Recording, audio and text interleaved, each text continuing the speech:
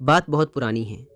प्राचीन तिब्बत के दूर दराज के एक गांव में बने बौद्ध मठ में काम करने वाला एक लामा अपने मुख्य मठ के प्रधान को एक पत्र लिखता है। उस पत्र में वह लिखता है कि कृपया इस बौद्ध मठ में एक लामा और भेजें, हमें उसकी सख्त ज़रूरत है। जैसे ही वह पत्र मुख्य मठ के प्रधान को मिलता है, प्रधान अपने सारे शिष्यों को अपने पास बुलाते हैं और उस पत्र को सभी के सामने पढ़ते हैं। पत्र को पढ़ने के बाद वो निर्णय लेते हैं कि यहाँ से 5 लामाओं को उस बौद्ध मठ में भेजा जाएगा। यह सुन उनमें से एक लामा प्रधान से प्रश्न करता है कि 5 क्यों, वहाँ तो केवल एक ही लामा की ज़रूरत है। यह सुन प्रधान कहते हैं, तुम बाद में सब समझ जाओगे। अगर मैं यहाँ से 5 लामा भेजता हूँ तो इस बात की भी संभावना है कि वहाँ एक भी ना पहुँचे, क्योंकि रास्ता बहुत लंबा है और मन को भटकाने वाली चीज़ें हजारों। यह सुन वहाँ बैठे शिष्य हंसने लगते हैं, क्योंकि उन्हें लगता है कि प्रधान का यह निर्णय बेवकूफ़ी भरा है। जब ज़रूरत एक की है तो 5 को भेजना तो मूर्खता ही है। लेकिन प्रधान अपने निर्णय पर अड़े रहते हैं और उनमें से 5 शिष्यों को वहाँ जाने के लिए चुन लेते हैं। अगली सुबह वो 5 भिक्षु अपनी यात्रा शुरू करते हैं। उसी दोपहर जब वो 5 एक गांव में से गुजर रहे थे, तभी दूर से भागता हुआ एक इंसान उनके पास आता है और कहता है, हमारे गांव के बौद्ध मठ में रहने वाले सन्यासी की मृत्यु हो चुकी है। हमें एक सन्यासी की सख्त ज़रूरत है। आप में से जो भी भिक्षु हमारे गांव में आकर रहेगा, उसके लिए एक बढ़िया तनख्वाह और रहने खाने की अच्छी व्यवस्था की जाएगी। गांव देखने में काफ़ी अच्छा और धनवान लग रहा था। पूछने पर पता चला कि गांव में ज़्यादातर बड़े किसान और अमीर व्यापारी ही रहते हैं, इसलिए गांव बहुत समृद्ध और खुशहाल है।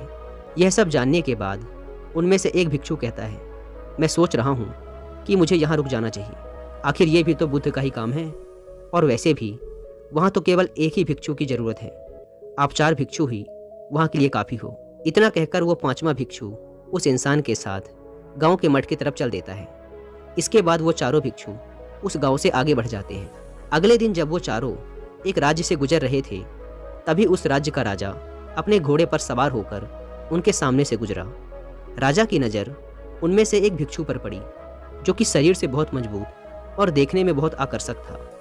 राजा ने उन चारों को रोकते हुए कहा, मैं इस राज्य का राजा हूँ।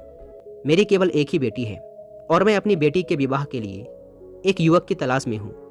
राजा ने उस सुंदर और मजबूत शरीर वाले भिक्षु की तरफ इशारा करते हुए कहा, मैंने अपनी बेटी के लिए जैसे युवक की कल्पना की थी, तुम बिल्कुल वैसे ही हो।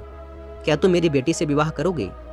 मेरी मृत्यु के बाद तुम ही मेरे इस राज्य के अकेले वारिस होगे।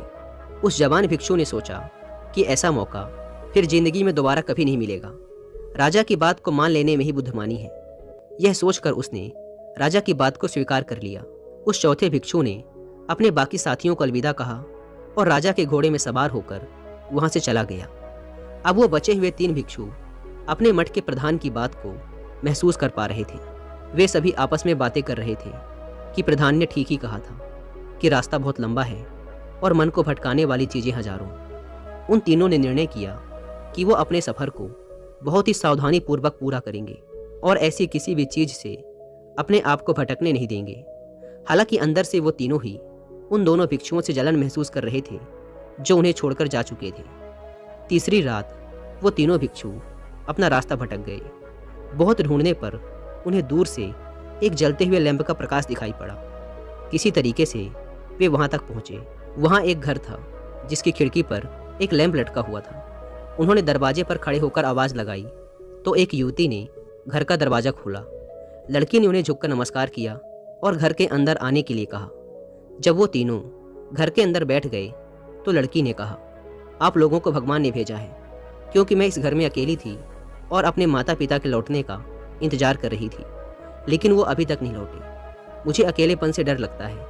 अच्छा हुआ कि आप लोग आ गए। कृपया आप लोग कुछ दिन के लिए यहीं रुक जाएं, जब तक मेरे माता पिता वापस नहीं आ जाते। लड़की ने उन तीनों को खाने के लिए खाना दिया और सोने के लिए बिस्तर। अगली सुबह उन तीनों को वहां से निकलना था, लेकिन उनमें से एक भिक्षु युवती के विनम्र स्वभाव और उसकी सुंदरता पर मोहित हो गया था। उसने कहा, यह ठीक नहीं है। इस युवती के माता पिता अभी तक वापस नहीं लौटे, इसलिए मुझे इसकी देखभाल के लिए यहीं रुकना पड़ेगा। जब इसके माता पिता वापस आ जाएंगे तब मैं खुद ही तुम्हारे पास आ जाऊंगा। उन दोनों भिक्षुओं ने उस तीसरे भिक्षु को समझाने की बहुत कोशिश की, लेकिन वह कुछ भी सुनने को तैयार नहीं था। अंततः उन दोनों को ही आगे के सफर के लिए निकलना पड़ा। अगली सुबह जब वो दोनों एक गांव में से गुजर रहे थे तो एक बड़ी भीड़ ने उन्हें घेर लिया, क्योंकि वह गांव नास्तिक लोगों का था जो किसी भी धर्म में विश्वास नहीं रखते थे। गांव के लोगों ने उन्हें चुनौती दी कि तुम यह सिद्ध करो कि जो भी तुम्हारे बुद्ध ने कहा है वो सब सत्य है। गांव के एक बड़े विद्वान व्यक्ति ने भी उन्हें चुनौती दी कि आओ और मेरे साथ बहस करके यह सिद्ध करो कि तुम्हारे बुद्ध के सिद्धांत सच हैं। उन दोनों में से एक भिक्षु ने गांव वालों की चुनौती को स्वीकार कर लिया। यह देख दूसरे भिक्षु ने समझाते हुए कहा, तुम यह क्या कर रहे हो और ना जाने इस काम में कितना समय लग जाए, हमें जल्दी से उस मठ पर भी तो पहुंचना है। भिक्षु ने उत्तर दिया, इन गांव वालों को समझाने में चाहे मेरी पूरी जिंदगी ही बर्बाद क्यों ना हो जाए, लेकिन मैं इनकी इस चुनौती को स्वीकार करूंगा। मैं बुद्ध का शिष्य हूँ और इन लोगों ने मेरे गुरु के सिद्धांत पर सवाल उठाया है, इसलिए मैं इन्हें गलत साबित करके ही रहूंगा। वैसे भी वहाँ सिर्फ एक ही भिक्षु की जरूरत है, इसलिए तुम जाओ।